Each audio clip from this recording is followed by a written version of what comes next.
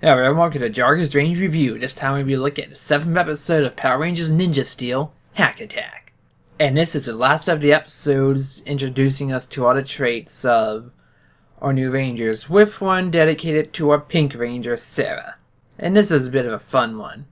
For you see, she goes and joins a whole bunch of clubs that score at once, and excels at all of them.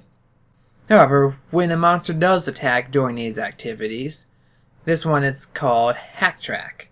This guy looks like a satellite, but his voice is just so annoying grain to listen to.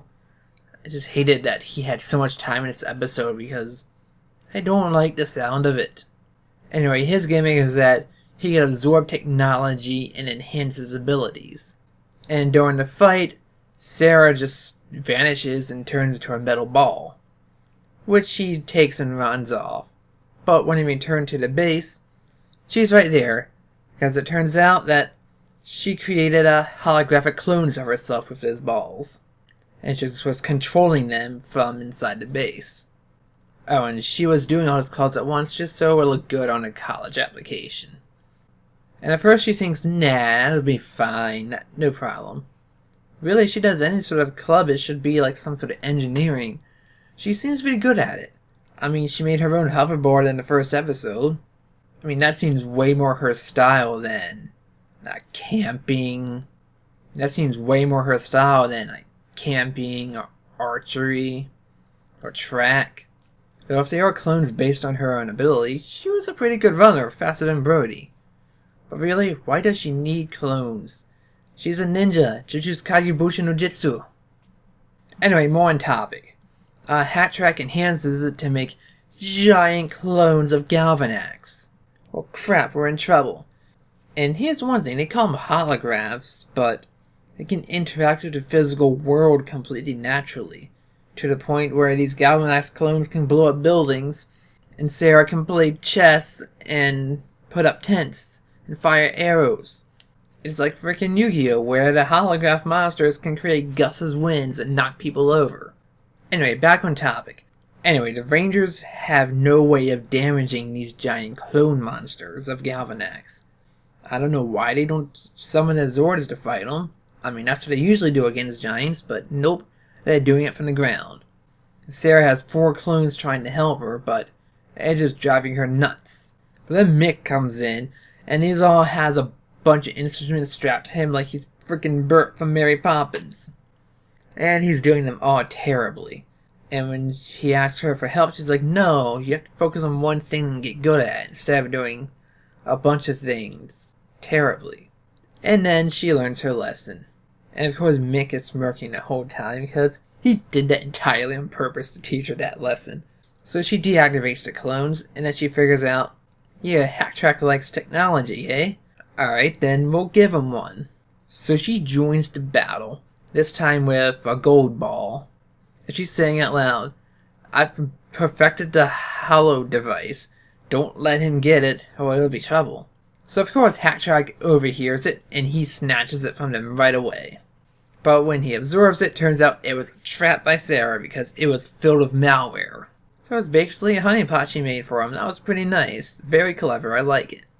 And with that, the clones are disabled as well. And the Rangers make quick work of Hack Track. But for some reason, the alien crowd wants to gigantify him. I'm guessing because they think they can absorb the Megazord. But things don't go that smoothly, because first he flies off into space. So first they try chasing him with the Dragon Formation Megazord. But then the Prism just randomly gives them the Astrozord. So they combine that and they have the Astro Ninja Steel Megazord. Not to be confused with the Astro Megazord from Power Rangers in Space, which looks quite a bit similar to it. So ultimately the fight shows up on the moon. The train blows back and forth, till finally just using its finishing move, where it just had this giant 3-hole gun on his hand, and the Megazord just shoots some sort of light that creates a ninja logo around him, and it just destroys him. It looks cool, but I don't see how it was actually hurting him. But still, that's a pretty cool finisher for a Megazord, I have to say. And now for a skit with Monty and Victor Vixen, which was actually pretty short this time. I mean, they were in an archery club, and they tried to beat the record that the clone Sarah set by shooting a giant arrow that they actually have to pull back and lay to pull the string to and launch it. But Victor gets up in the middle of it when Sarah says she's quitting, and the principal commends her for her lesson learned. Unfortunately, Monty is left by himself, and instead of using the arrow, it flings him way into the target. He gets stuck. To the point where everyone agrees, yeah, Monty totally deserves a trophy. That was kind of funny. They're there probably 2 minutes most of the whole episode, Victor and Monty. But wait, there's more. Because the Rangers have to run off on that because there was an emergency from Mick. Because the Astrozord took off on its own and attacked Galvanax's ship. And inside they rescued whoever was being used by Madame Odious for whatever. Or you had to pick off that near the beginning of the episode. She says the thing's nearly complete.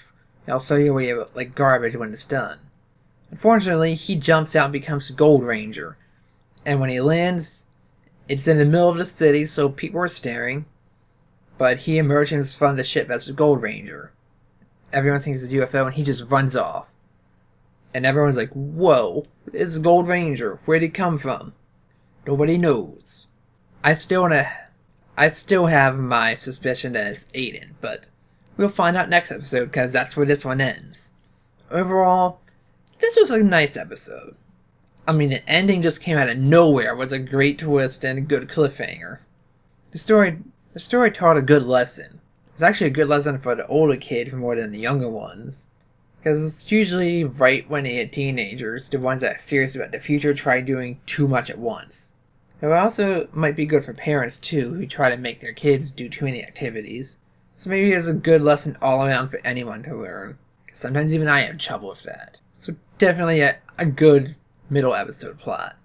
And you gotta love using Mary Poppins as a reference to teach that lesson. Overall, this was a very solid episode. I give it a high B. So what did you think about this episode? Why don't you tell me in those comments below. Anyway, I'm Jargus. Thanks for watching. I hope to see you for the next episode where we find out who this Gold Ranger is. Until then, let the power protect you.